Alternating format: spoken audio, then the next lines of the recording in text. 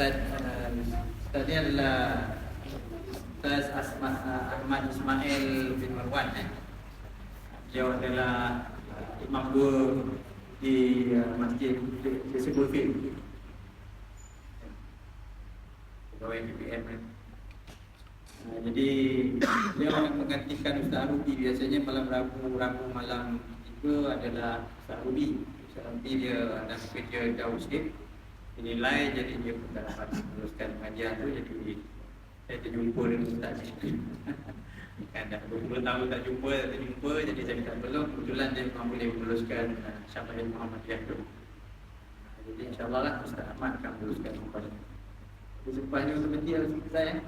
Terus tu terus jadi imam, kamu terus tapau sampai Isyak. Tapi saya ingat tak sampai ni.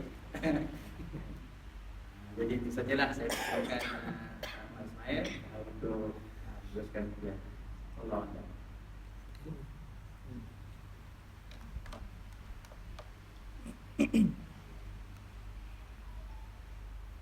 Bismillahirrahmanirrahim. إلى حضرة سيدنا محمد وشفيعنا محمد صلى الله عليه وسلم وعلى آله وأزواجه وذريته وأصحابه والتابعين والتابعين لهم بإحسان إلى يوم الدين ولجميع المسلمين والمسلمات والمؤمنين والمؤمنات من مشارق الأرض إلى مغاربها شيء لله له الفاتحة. أعوذ بالله من الشيطان الرجيم. بسم الله الرحمن الرحيم. الحمد لله رب العالمين الرحمن الرحيم مالك يوم الدين إياك نعبد وإياك نستعين اهدنا الصراط المستقيم صراط الذين أنعمت عليهم غير المغضوب عليهم ولا الضالين.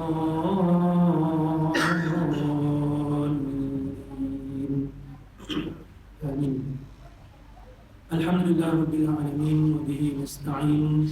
أشهد أن لا إله إلا الله وحده لا شريك له وأشهد أن محمدا عبده ورسوله ونصلي ونسلم على هذا النبي الكريم سيد المرسلين وعلى آله وصحبه أجمعين.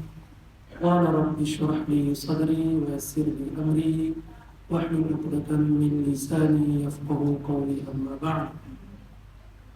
Yang dihormati, yang berusaha, saya panggil Bang Suhaili Rahmadiyah, ngurusi surau tak ingat nama surau Ukhuwah, Ahmad Menteri, barisan ahli jawatan puasa, barisan Imam Bilal. Ada Imam Bilal ni? Ada, insyaAllah. Tuan-tuan, puan-puan, anak-anak yang dirahmati Allah Subhanahu wa taala. Alhamdulillah. Pertama-tamanya kita memanjatkan kesyukuran kepada Allah Subhanahu wa taala kerana dengan izinnya juga dapat kita berhimpun, dapat kita menunaikan solat fardu maghrib secara berjemaah. Tuan-tuan, puan-puan yang hadir pada hari ini telah pun dipilih Allah Subhanahu wa taala sebenarnya. Allah Ta'ala izinkan untuk hadir, Allah Ta'ala izinkan kelapangan pada tuan-tuan, kekuatan pada tuan-tuan, muda, tua, tapi ada kekuatan. Muda tak ada kekuatan, tak sampai dia ke surau Ukhuwah ni. Itu dia nak katanya. Semua itu adalah izin Allah Subhanahu Wa Ta'ala. Allah Ta'ala yang pilih. Kalau kita malas ke surau, malas ke masjid, hatta malas menunaikan solat sekalipun, bimbang sebab apa? Bimbang Allah tak nak tengok muka kita. Sebab itu rasa malas nak solat. Solat ni kan menghadap Allah Subhanahu Wa Ta'ala, kan? Jadi bimbang, Allah Ta'ala tak suka ataupun tidak mahu melihat wajah kita. Subhanallah. Kepada siapa lagi kita nak memohonkan? Kalaulah orang yang kita nak minta tolong tu tak nak pandang pun kita, nak minta tolong siapa? Begitulah lebih kurang maksudnya begitu, ya. Jadi alhamdulillah solat berjemaah Kemudian diteruskan pula dengan kuliahnya, kuliah santai ini, kan? Santai tapi sampai, insyaAllah. Kalau sebelum ni Dr. Harubi, doktor, kita ni imam je, imam dua di Masjid Al-Hidayah di Spolfield, senang-senang tuan datang. Baik,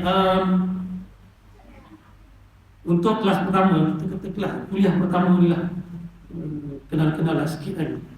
Nama saya yang diberi nama Ahmad Ismail bin Marwan. Saya berasal dari Sekincan, lebih spesifik lagi lah Kampung Batu 23 Sungai Ibum, sekampung dengan Tuan Perusi. 20 tahun tak jumpa dia. Tapi ni bukan kroni tu, bukan kabel. Kebetulan dia jumpa pula kat Masjid Hidayah tu, sembang-sembang kan. Dah lama tak jumpa. Sebab saya ingat saya remaja,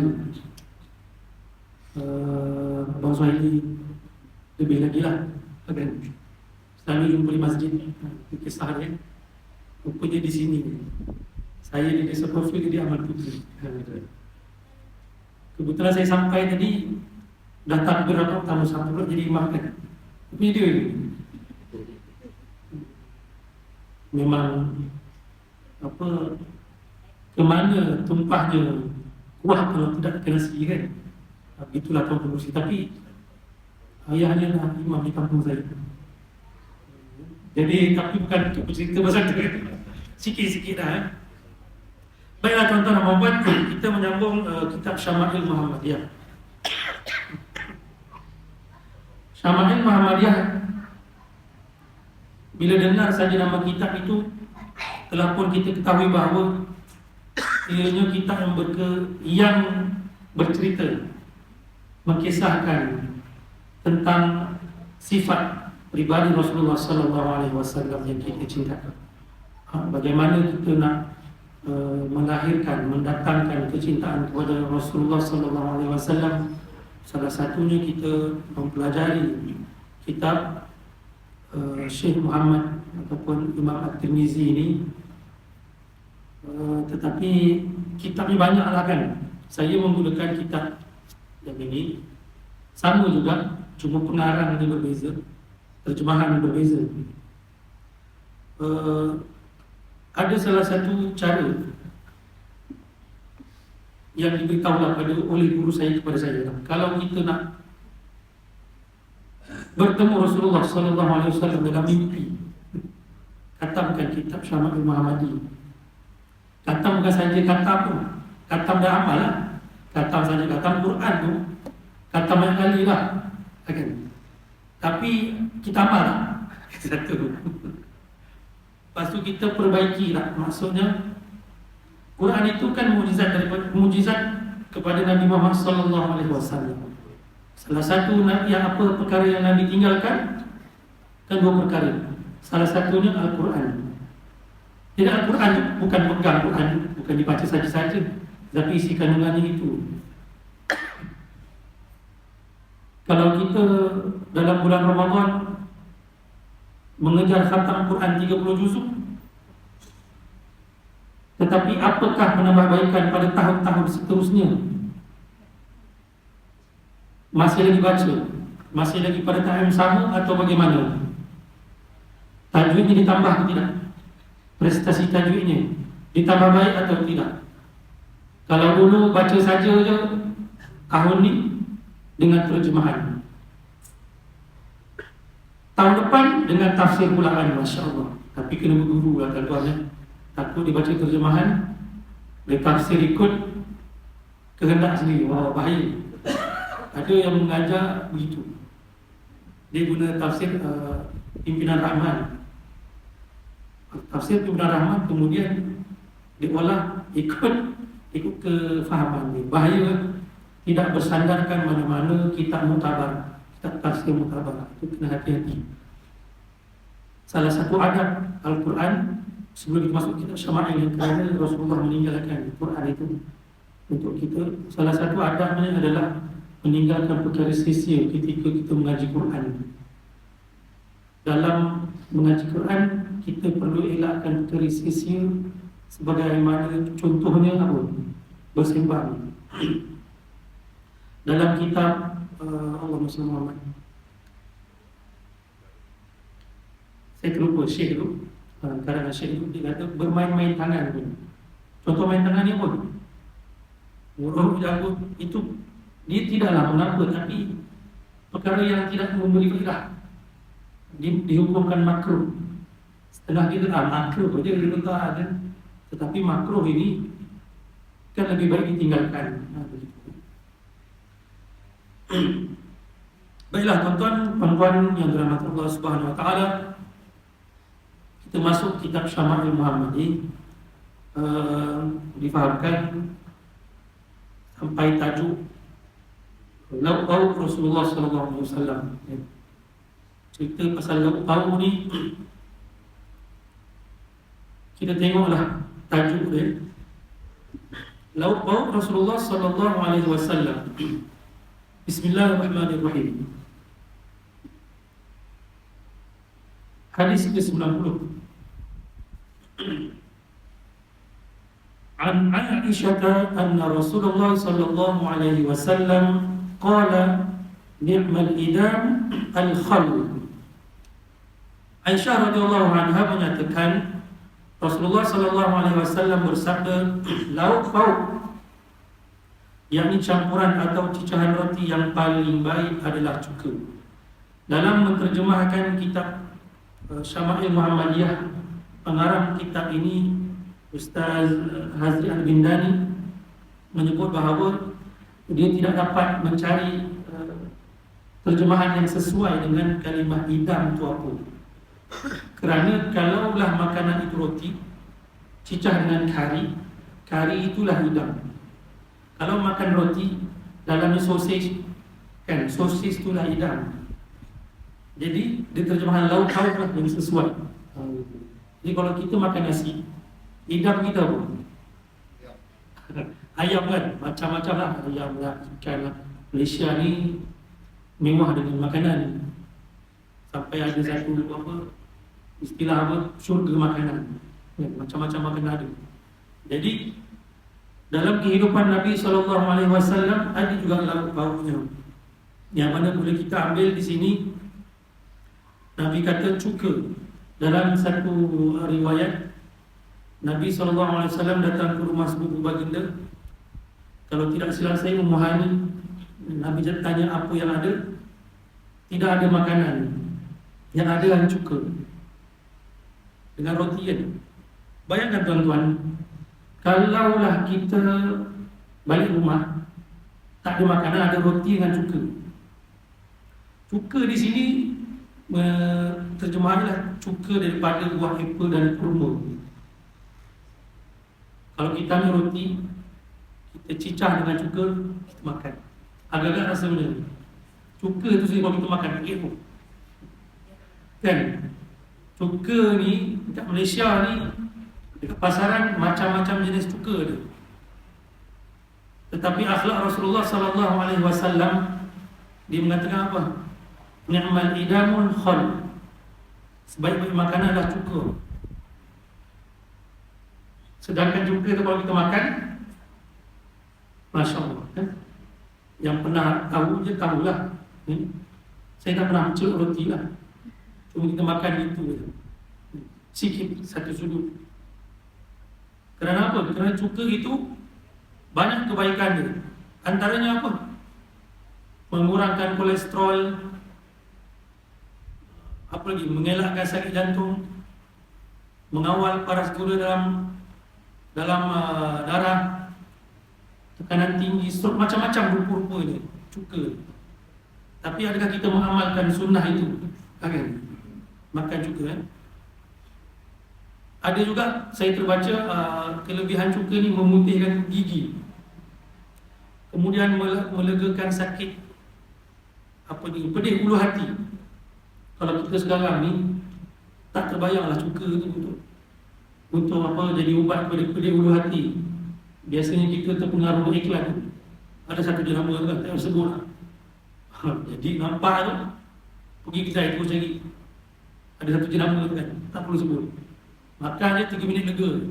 Contoh kan. Kita lupa. Saya tak sebut tu. Kita lupa di sana ada cuka. Okey.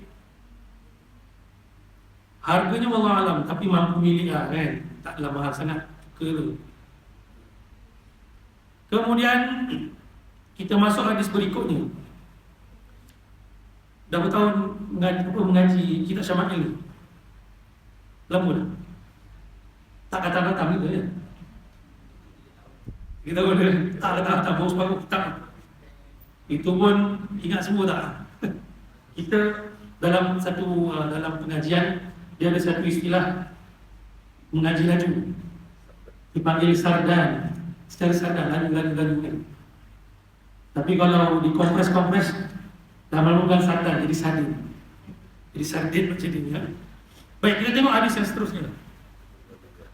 An Ibrahim ibn Umar bin Safinah an abihi an jaddihi qala akaltu ma'a Rasulillah sallallahu alaihi wasallam lahma hubara. Ibrahim bin Umar bin Safinah radhiyallahu anhu menyatakan daripada bapanya, daripada datuknya, aku pernah memakan daging burung hubara, yakni sejenis burung yang berleher besar seperti ayam Belanda bersama-sama Rasulullah sallallahu alaihi wasallam. Rasulullah juga pernah makan ayam. Makan ayam itu janganlah kita, ada orang dia tak makan ayam. Kan sebab apa dia kata ayam ni makan benda-benda yang tak baik lah, kotor dan sebagainya kan. Tuan dan puan-puan, kalau kita berada di Malaysia ini alhamdulillah.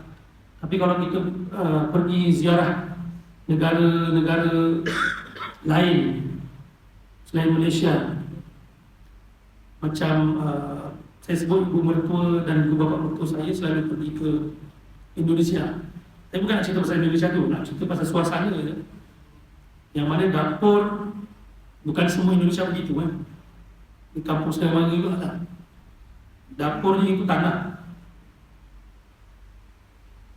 Kemudian dalam dapur tu juga ada binatang peliharaan. Makan sekali. Jadi kalau kita first time sampai memang tak lalu lah. Sebab kita tidak biasa dengan keadaan begitu kan. Di Malaysia ni kita mementingkan kebersihan. Bukanlah kata sana tak bersih, tapi keadaannya begitu kan. Suasana begitu. Jadi burung hubara ni kalau type dalam Google ni, type dekat internet, boleh tengok hubara tu kan. Keluar burung apa. Seperti ayam Belanda. Ayam Belanda kita boleh bayang, tapi hubara ni leher dia besar. Kalau di sini ayam jantan. Maka sunnahnya itu kita melihat kepada makanan ayam itu, daging itu. Seterusnya tuan-tuan dan puan-puan, kita teruskan lagi pada hadis berikutnya.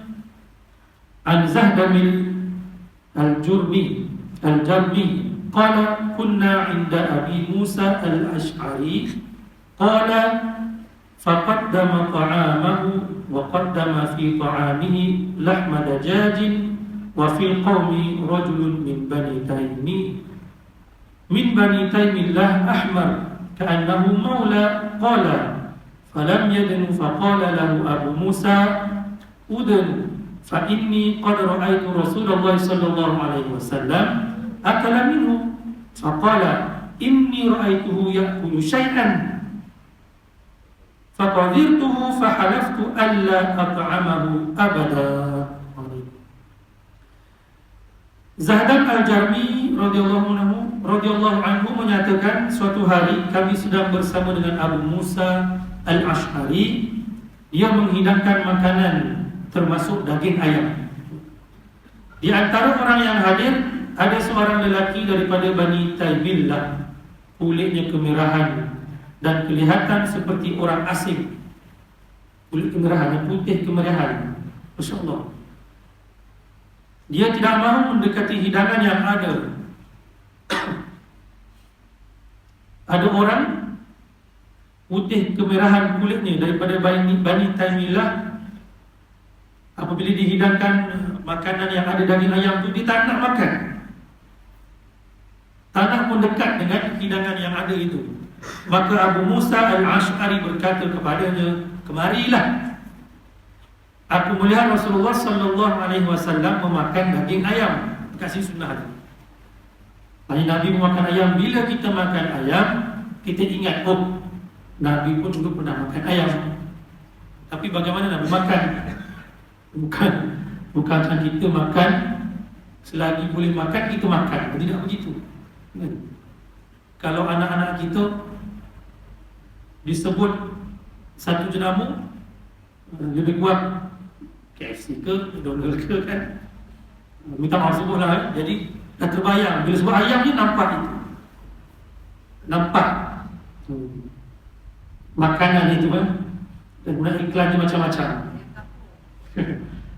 Dia tak nampak dah ayam kampung, tak nampak ayam kampung, dia nampak ayam bandar yang sedap. Kalau makan tu tak makan nasi. Tapi lupa di sana ada sunnah Nabi SAW. Nabi juga makan ayam.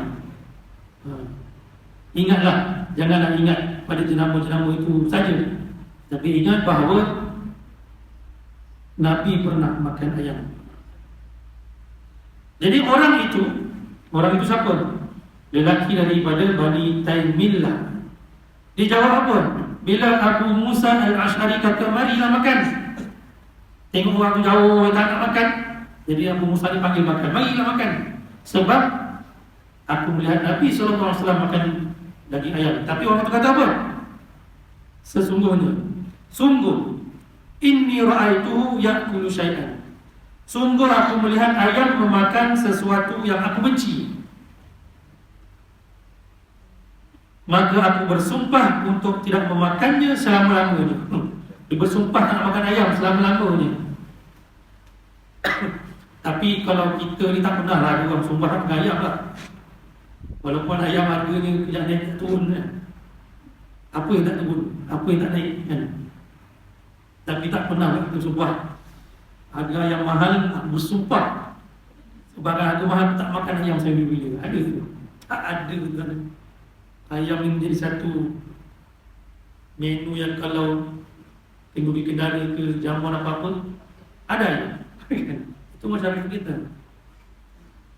Cuma kita mungkin boleh ambil tambah banyak sikit lah kan. Kita makan dulu niat, Nabi makan di perasaan tu lain. Sumpah boleh dibatalkan dengan puasa 3 hari. Sumpah yang disebut oleh lelaki dari Bani Taimilah tu bukanlah sumpah yang apa ni, tetapi sumpah itu boleh dibatalkan dengan berpuasa 3 hari tanpa berturut-turut. Dalam bab nazar kan, dia ada 3 pembahagian nazar. Ada nazar orang yang kedekut. Contoh nazar orang kedekut macam ni, dia nak sesuatu. Aku kalau berjaya naik pangkat ni, aku bernazar. Nazar apa? Apa nazar? Puasa ke, belanja wang makan ke, nak buat jamuan. Tapi ada syarat, naik pangkat. Kalau tak dapat naik pangkat, dia tak adalah buat benda tu. Dia orang kedekut. Nazar lah, anak aku kalau cemerlang, kalau berjaya dalam PKSK ni, berjaya temu ke sekolah khusus, SM, SBPI kan, SMKD, aku nak belanja staff office aku ni seminggu contoh. Tapi ada sesuatu, kenapa tidak teruskan aja? Itulah sebabnya. Tapi di sini bersumpah Bani Taimilah ni, lelaki ni bukanlah ni, tetapi boleh dibatalkan insya-Allah. Hadis tadi daripada riwayat Tirmizi, Bukhari, Muslim dan Nasa'i. Yang ke-93, hadis seterusnya.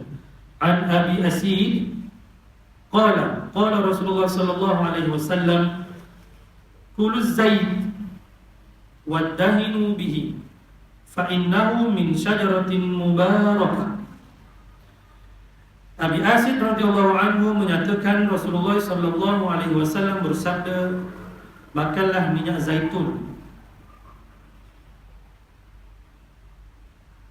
dan manfaatkanlah ia sebagai minyak buat minyak rambut. Dia sebut makan minyak zaitun. Dia tak sebut minum minyak zaitun, tak sebut gitu. Dia tak sebut syarab, dia sebut kul zait, makanlah minyak zaitun. Kalau kita makan, masak ataupun membuat masakan, sebelum last kali tu dia masukkan sedikit minyak zaitun, begitu. Tapi kita jarang buat benda tu kan. Dan juga buat minyak rambut. Minyak rambut ni, kalau minyak zaitun ni dibuat minyak rambut, dah jarang dah orang kita menggunakan minyak zaitun tu. Kalau kat kedai-kedai banyak dah minyak zaitun bermacam-macam jenama. Tetapi kalau yang lelaki ni tak ada, dia nak ambil minyak zaitun buat minyak rambut, tak ada dah. Dia pakai yang lain lah, gel dan sebagainya. Kita tahu murid-murid ataupun anak-anak kita, dia nak yang ada style, boleh terpacak, boleh keras 24 jam. Kalau minyak zaitun tak boleh. Jadi maka sebab tu tak beli. Kalau minta kita beli minyak zaitun, tak ada. Minyak ni supaya rambut dia boleh style. Wallahu a'lam. Apa sebab minyak zaitun? Sesungguhnya minyak zaitun min syajaratin mubarakah, berasal daripada tumbuhan yang diberkati. Ada beberapa perkara yang dibawa turun bersama-sama Nabi Adam ketika Nabi Adam turun ke dunia ini. Dalam satu riwayat, pertama pokok tin, pokok zaitun dan juga harum-haruman yang dibawa. Maka buah zaitun, buah tin itu adalah salah satu daripada buah-buahan syurga. Tapi bila kita balik daripada mengerjakan umrah ataupun haji, kita kadang-kadang bawalah makanan-makanan tu kan, buah tin, buah zaitun. Tak ramai yang nak makan ni. Kenapa? Tak merasakan benda tu. Sedangkan banyak sangat khasiat tu. Banyak sangat khasiat tu. Terutamanya kita mungkin makan, tapi generasi kemudian anak-anak kita tu memang dia tak makan tu. Jadi orang sekarang tak belilah. Kalau pergi umrah, balik tu tak payah buat apa dah, beli je dekat sini.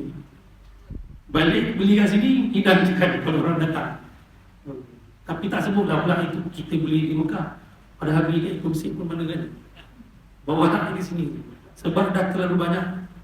Cuma kita jarang beli, sebab kita tidak merasakan sunnah itu, kebaikan yang ada pada buah-buahan syurga.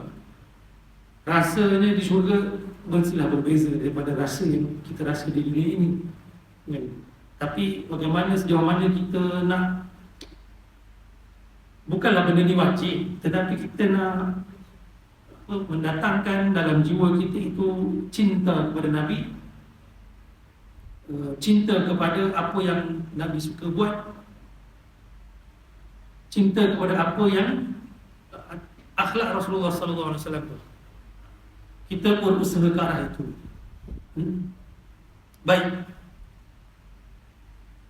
Seterusnya tuan-tuan dan puan-puan, hadis ke-94 an Anas bin Malik qala kana Nabi sallallahu alaihi wasallam yu'jibuhu ad-dubba fa utiya bi ta'am aw du'iya lahu faja'altu atatabba'uhu fa'ad'uhu baina yadayhi lima a'lamu annahu yuhibbu. Ini satu lagi, dubba, ini pasal dubba. Anas bin Malik radhiyallahu anhu menyatakan, Anas bin Malik ini seorang sahabat yang sangat terkenal lah. Tuan-tuan pun tahu kan? Kita tahu. Selalu dengar nama kan? Dengar nama je. Tapi kita peribadi, secara peribadinya, maksud saya bukan kepada kita, tapi peribadi sahabat Nabi itu kita tahu tak kan? Siapa dia Anas? Selalu begitulah. Sebut siapa Abu Bakar As-Siddiq contoh. Kenal apa saja. Peribadi dia tak kenal pun. Sebut Rasulullah sallallahu alaihi wasallam, kenal Nabi. Tetapi peribadi baginda kita kenal. Kenal gitu-gitu aja. Kan? Tidak kenal secara keseluruhan kan? Jadi kita sikit-sikit kita belajar untuk kita kenal Nabi kita itu. Mudah-mudahan dapat kita ikutnya, insya-Allah. Apa Anas bin Malik kata? Bahawa Rasulullah SAW menyukai buah labu. Buah labu. Labu dekat sini mengikut pendapat ulama ni ada beberapa pendapat. Sama ada labu kuning ataupun labu hijau. Makan labu, jadi bila kita makan labu, ingatlah bahawa Rasulullah SAW juga makan labu. Suka makan labu. Tapi kita jarang makan labu. Kalau makan apa, labu kuah lemak tu kan, lemak putih ke apa kan, jarang kalau pergi mana-mana kita ambil lauk tu. Kalau pergi kedai nak beli lauk untuk makan, jarang kita ambil itu labu tu. Sebab itu banyak kedai tak ada pun. Sebab kalau dibuat pun orang tak beli. Kalau anak-anak kita suka tak makan labu. Jangan kata anak-anak kan, kita sendiri kurang makan labu kan. Labu kuning sedap, kita sedap. Kita memang kita sedap kan. Tapi anak-anak kita rasa dia tak makan. Dia tak makan. Bagaimana kita nak bagi sedap makan? Nak bagi anak-anak kita suka makan labu. Kalau ada cara boleh share. Baik. Pengat labu kan. Pengat labu pun kuih-kuih tradisional pun memanglah jagalah anak-anak kita mengambilnya kan. Kadang karipap pun nak makan. Dia memilih kuih-kuih ni. Ada satu kedai tu dia memang makanan apa, kalau dijual kuih 30 jenis kuih ada. Yang tak pernah jumpa pun ada kuih tu. Nama pelik-pelik. Nama pelik-pelik kan. Lompat tikam. Dah lompat tikam pula. Pasal Putri apa? Putri mandi lah, macam-macam lah pun. Itu kan. Tapi ada juga kuih yang contoh macam tadi lepak, yang asasnya adalah labu kan. Kita suka je makan kan? Baik. Jadi Rasulullah SAW suka akan labu. Maka didatangkan makanan dan diundang dalam jamuan makan. Setiap kali ada jamuan makan, adalah makanan labu yang sahabat-sahabat Nabi suka. Sahabat-sahabat Nabi ini tahu makanan apa yang Nabi suka kan. Aku selalu mengikuti baginda, kata Anas. Maka aku meletakkan buah labu itu di hadapan baginda, kerana aku tahu baginda amat menyukainya. Karamah Nabi SAW ni, mukjizat Nabi SAW, makanan yang dihidangkan tak habis-habis. Ini hadis yang sangat popular yang kita ketahui. Berkat Nabi SAW kan, datang apa ni, seorang sahabat Nabi, saya lupa nama dia. Dia sangat berharap, sangat berhajat untuk mengajak Nabi SAW makan di rumahnya agar ambil keberkatan tu. Maka ditunggunya Nabi sehingga selesai solat. Selepas itu diajak Nabi SAW, diajak Nabi untuk makan di rumahnya. Tapi diajak Nabi seorang aja. Nabi SAW ajak sahabat-sahabat yang lain. Nabi ajak sahabat-sahabat lain, jom kita makan. Bukanlah macam itu, lebih kurang macam itulah. Ini terjemahan. Makan rumah sekian-sekian sahabat. Ke sahabat-sahabat ni, makan, mari kita pergi. Kalau kita lah kan, dia ajak, jom. Mana kita makan je ni, makan ni, jemput makan ni kat rumah kawan kita ni. Jom. Kalau kita macam itu macam mana? Padahal kat rumah tu kita dah standby hanya untuk seorang je makan dengan family kita tu. Tiba-tiba kawan yang kita ajak tu ada lagi satu jemaah masjid untuk pergi rumah kita makan macam kenduri lah. Agak-agak macam gitu. Hijau begitu. Tapi tak apa. Pergi. Nabi yang cedokkan. Habis cedok, tak habis. Habis cedok ada. Tak habis-habis. Sehingga sahabat Nabi semuanya kenyang makan. Itu menunjukkan berkatnya Rasulullah sallallahu alaihi wasallam. Ada satu lagi kisah, Nabi suka makan sup kaki kambing tu, apa nama? Dia ada bahagian tu. Dia ada bahagian dalam haiwan itu daging apa? Kalau kita ni harimau menangis. Sebab apa nama harimau menangis? Harimau tak dapat nak ambil daging. Orang kita panggil apa? Batang pinang kan? Batang pinang. Itu harimau menangis kan? Sebab apa harimau menangis? Sebab menangis dia tak dapat daging tu. Dia tersorok sikit. Jadi Nabi ambil satu kaki. Nabi ambil sahabat hidangkan sup kaki tu pada Nabi. Habis sahabat hidang lagi. Habis sahabat hidang lagi. Sehinggalah lebih daripada 4 kaki. Jadi sahabat bertanya, kambing ni berapa kaki? Masak seekor. Tapi yang diangkat tu lebih daripada 4 kaki. Nabi dia tengok, ada tak ada. Jadi Nabi kata, kalaulah kau tak bertanya tadi, nescaya boleh makan lagi. Ada lagi. Begitulah mukjizat Nabi SAW, berkat Nabi SAW. Yang mana tuan-tuan dan puan-puan, kadang-kadang ada di kalangan hamba Allah Subhanahu Wa Taala, di kalangan kita ini yang masih hidup ini, yang bukan daripada zaman Nabi pun, Allah izinkan untuk benda itu berlaku. Itu bukan mukjizat tu. Itu dipanggil apa tu? Karamah. Ada satu peristiwa, satu rombongan jemaah umrah pergi jemaah umrah. Pak Syekh ini bawa satu kantung, dalam tu duit untuk belanja makan jemaah. Jadi Syekh ni bagi pada mutawif makanan-makanan sepanjang kita umrah ni makan, bayar pakai duit yang dalam kantung kain uncang kain tu. Jadi mutawif ni setiap kali makan, belanja jemaah dia makan di restoran dan sebagainya, ambil duit itu, ambil bayar. Tak habis. Tapi tak tengok. Syarat jangan tengok. Ambil tak habis. Dalam tu ada 3,000 riyal.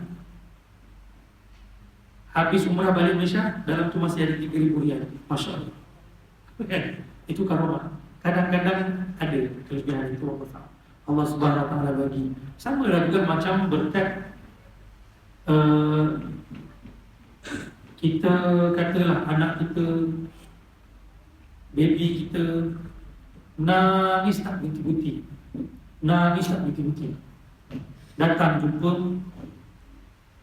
imam, jumpa syekh, minta doakan. Dia baca Fatihah kan? Baca surah Fatihah dengan izin Allah Subhanahu Wa Taala. Diam budak-budak, diam baby, ya? Anak yang bayi itu diam. Ini bukan cerita Ahmad Al-Baq. Nangislah. Ketuk di pintu senyap. Dan nama belum. Nama Ahmad Al-Baq itu bukan. Ini baca Fatihah. Keberkatan orang yang baca Fatihah itu, kerana amalannya, kerana barakah yang ada padanya, Allah izinkan budak itu diam. Jadi kita yang tengok ni kan, ada Fatihah dia baca, aku pun boleh. Cuba baca tengok. Silap-silap bukan berhenti, makin menangis. Itu ya, jangan main-main lah buat tu. Jadi tuan-tuan dan puan, kita insya Allah dah azan dah. Kita boleh berhenti kan, slow-slow berhenti kan. Semua tengok saya, tengok jam. Tengok saya, tengok jam. Tuan-tuan paling kejam. Berpaling kejam. Jadi ada beberapa hadis yang kita kongsikan ini. 5 hadis malam ini. 5 hadis yang dikarang oleh Imam At-Tirmizi ini. Mudah-mudahan dapat kita amalkan, walaupun tak banyak, sikitlah. Dia lebih kepada kita mengadaptasikan, mengaplikasikan ilmu itu bukan untuk kita saja, tetapi dalam keluarga kita. Kalau buat makanan ni, bagaimana kita nak terapkan apa yang Nabi suka makan. Kita nak kempen kepada anak kita, makan ni, Nabi pun suka makan. Kalau labu ke cuka tu mungkin nampak jauh lagi tak. Ambil ayam, Nabi suka makan. Nabi pun makan ayam. Tapi semasa kita makan ayam, ingat pada anak kita, ya, Nabi pun makan ayam, supaya dia bermain dalam fikiran dia. Diingat kepada Rasulullah SAW. Jadi tuan-tuan dan puan-puan, saya kira cukuplah sekadar itu. Yang baik itu semuanya daripada Allah Subhanahu Wa Taala. Yang lemah itu daripada kelemahan diri saya sendiri. Kerana saya bukanlah manusia yang sempurna. Ilmu pun Allah yang bagi pinjaman. Hanya berkongsi dengan tuan-tuan dan puan-puan sahaja. Mudah-mudahannya kita dapat mengamalkan dan menghadirkan rasa cinta kepada Nabi SAW. Dan akhirnya harapan dan sangat berharap agar kita ditempatkan bersama-sama Nabi SAW di akhirat. Mudah-mudahan aku qawli hadza wa astaghfirullahal azim li wa lakum. Assalamualaikum warahmatullahi wabarakatuh.